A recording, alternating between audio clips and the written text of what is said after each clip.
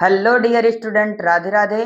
आशा है कि आप सभी स्वस्थ और बहुत ही जबरदस्त होंगे। आज का हमारा टॉपिक है विशिष्ट प्रतिरोध, स्पेसिफिक रेजिस्टेंस। मोस्ट इम्पॉर्टेंट है फॉर यूपी बोर्ड एग्जाम 2026 के लिए, और इसको हम बहुत ही शानदार तथा जबरदस्त मेथड बताने वाले हैं। तो वीडियो को पूरा देखिएगा, बहुत ही आनंद आएगा और बहुत ही शानदार आपको सिखाएंगे। तो चैनल पर बने रहें। यदि आप चैनल पर नए हैं तो चैनल को लाइक और सब्सक्राइब तथा शेयर जरूर करें प्यारे बच्चों।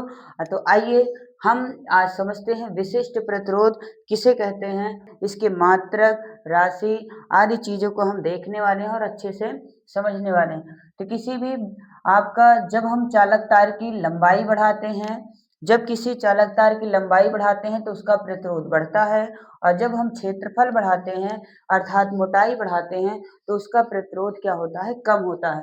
तो यही के इन्हीं दोनों के संबंध से यहाँ पर एक विशिष्ट प्रतिरोध आने वाला है कि जब किसी चालक तार की लंबाई बढ़ा रहे हैं तो प्रतिरोध बढ़ रहा है, तथा क्षेत्रफल बढ़ा रहे हैं तो उसका क्या होता है, प्रतिरोध घट रहा है। तो इनको दोनों के बीच में एक अनुपात नियतांक आता है जिसे हम क्या बोलते हैं, रो बोलते हैं। और यही प्यारे बच्चों आपका क्या होता है, विशिष्ट प्रतिरोध होता है। यही आपका एक अलग प्रकार का रेजिस्टेंस होता है जिसे हम विशिष्ट प्रतिरोध कहते हैं।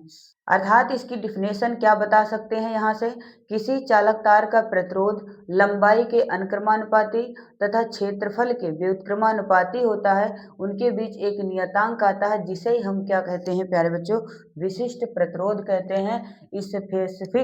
स्पेसिफिक रेजिस्टेंस कहते हैं। तो किसी चालक तार का प्रतिरोध R उसकी लंबाई के समानुपाती तथा क्षेत्रफल के व्युत्क्रमानुपाती होता है। उनके बीच एक नियतांक आता है जिसे हम विशिष्ट प्रतिरोध कहते हैं।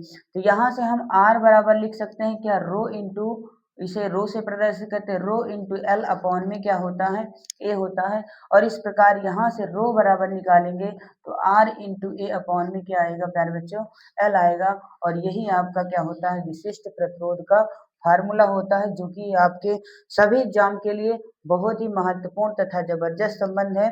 तो यहाँ से भी इसकी डिफिनेशन बना सकते हैं और बता सकते हैं, किसी चालक तार की लंबाई L तथा उसमें उत्पन्न प्रतिरोध R तथा उसके क्षेत्रफल के जो गुणनफल का अनुपात होता है उसे क्या कहते हैं, विशिष्ट प्रतिरोध कहते हैं।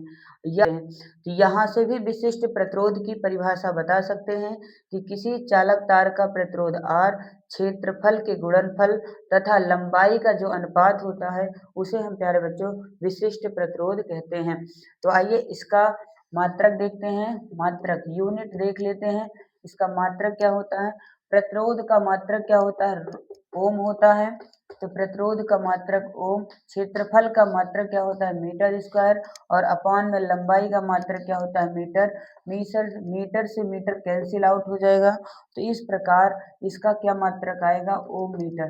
तो विशिष्ट प्रतिरोध का जो मात्रक होता है प्यारे बच्चों वो क्या होता है, ओम मीटर होता है।